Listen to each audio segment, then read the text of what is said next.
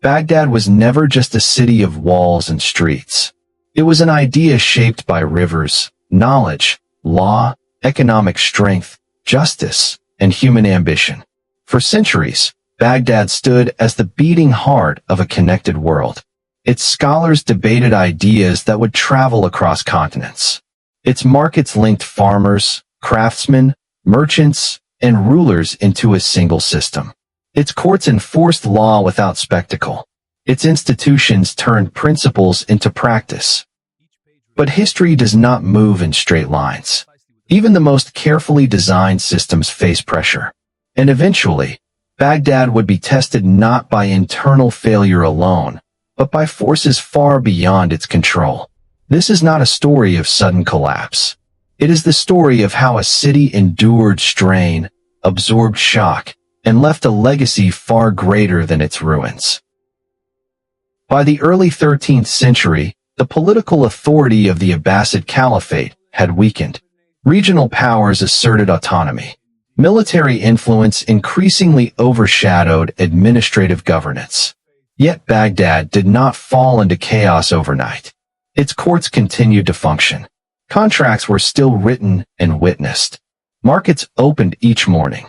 Judges heard cases. Tax records were maintained. Scholars continued to teach. What endured was not imperial strength, but institutional memory. The systems built over generations proved resilient. They did not depend on a single ruler or moment of power. They depended on habit, law, and shared expectations. Baghdad still worked, even as pressure mounted. Beyond the city's walls, a new force was reshaping the world. The Mongol expansion, led by Hulagu Khan, moved westward with unprecedented speed. These were not conventional armies seeking tribute or negotiation. They were instruments of total conquest. Cities fell across Central Asia and Persia. Trade routes were disrupted. Communications broke down. Refugees carried stories of destruction toward Baghdad. Inside the city, life continued, but unease grew. Baghdad had been designed to govern complexity, not to repel overwhelming force. In the year 1258, the Mongol army reached Baghdad. What followed was not a battle remembered for heroism or strategy.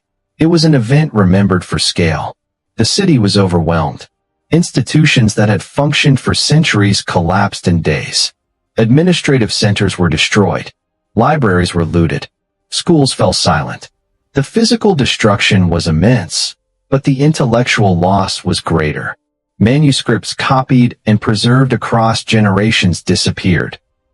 Knowledge accumulated over centuries was scattered, burned, or lost.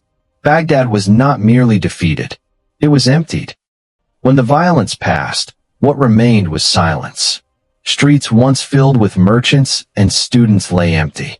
Buildings stood broken but intact enough to remind survivors of what had been lost. Smoke drifted upward, not from fires of battle, but from smoldering ruins. The Tigris continued to flow. It flowed past collapsed walls and abandoned schools. It flowed past memory. Baghdad did not vanish, but it was no longer the Baghdad the world had known. And yet, history did not end in 1258. Baghdad did not disappear from the map. It did not become a forgotten ruin. Life returned, slowly. Markets reopened on smaller scales. Scholars resumed teaching where they could. Religious life continued. Local administration re-emerged. The empire was gone. The institutions were broken. But the idea endured. Baghdad had planted something deeper than political power. It had planted habits of thought. The systems that once governed Baghdad did not die with its walls. They lived on in other cities. In Cairo, in Damascus, in Andalusia, later, even in Europe. Written contracts, commercial courts, risk-sharing partnerships, public finance. The belief that ethics and economy are not opposites, but partners. These ideas outlived the city itself. Baghdad's true legacy is not measured in buildings rebuilt or empires restored. It is measured in how societies learned to govern complexity, how law replaced force in commerce, how knowledge became infrastructure, how institutions outlasted rulers.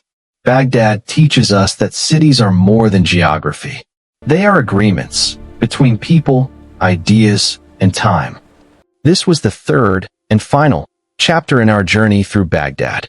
In the first episode, we witnessed a city intentionally built to rule, designed with law, administration, and economy at its core. In the second, we explored the minds that illuminated the world, scholars, scientists, jurists, and thinkers whose ideas crossed borders and centuries. And in this final chapter, we faced the moment when history turned dark. Baghdad fell, not because it lacked knowledge, not because it lacked order, not because it lacked greatness. It fell because even the most sophisticated civilizations remained vulnerable to violence. The libraries were destroyed. The scholars were silenced. The streets that once echoed with debate and learning fell quiet. Yet history did not end at the city gates. Because Baghdad was never only a place. It was a system. It was a method. It was an idea. That knowledge should be preserved.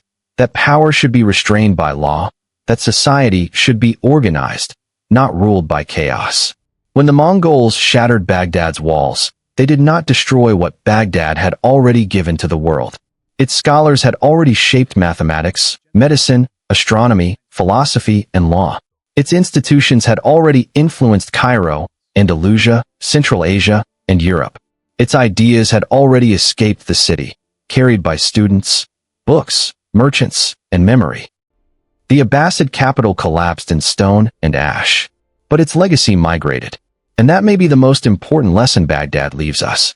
Civilizations are not remembered by how they fall, but by what they leave behind. Baghdad teaches us that empires can vanish, cities can burn, and power can disappear. Yet ideas endure.